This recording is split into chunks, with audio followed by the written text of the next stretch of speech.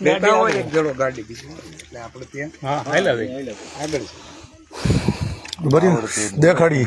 ઓલા પક્કો એટલે આ બધું આ પાણીમાં આપણે ડટાઈ જવાનું એમ તો હવે દાંટવા એક કામ કરું ને એવું કંઈક મરે ને એટલે જોવે આ સમસાણ છે તો બે પાણા મોટા મોટા લેવાના અને પ્લાસ્ટિકની ઓલી દોરીઓ લેવાની એટલે શું છે હડે નહીં પણ નાખી દેવાનું પાણીમાં બાંધીને તો દાંટવાની ઉપાધિ બીજે આપણે જે ખંભાળિયા ગોંડલની બાજુમાં સોરી ભંડારીયા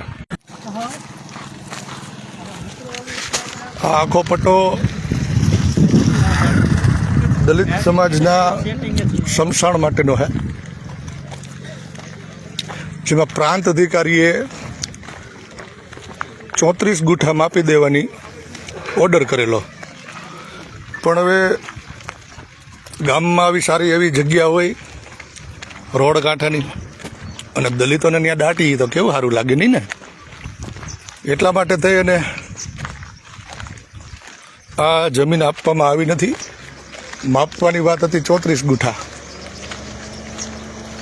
અને 16 ગુઠા માપી અને એનો હાથ બાર બનાવી નાખ્યો છે પંચાયતને આ જમીન અરે કાંઈ લેવા દેવા નથી પંચાયતને ખાલી ગૌચર હાચવવાની છે પણ હવે આ જમીન માટે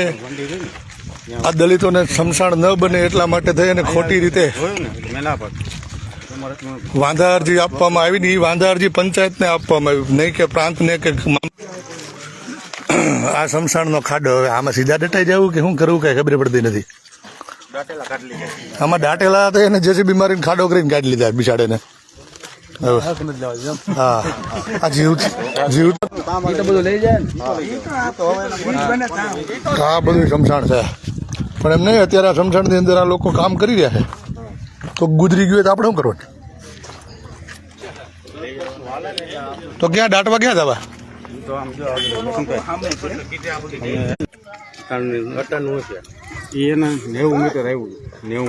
તો હવે આવી પરિસ્થિતિ આ ગામની અંદર દલિત સમાજના લોકોની છે આપણે સરપંચ પતિ સાથે વાત કરી હતી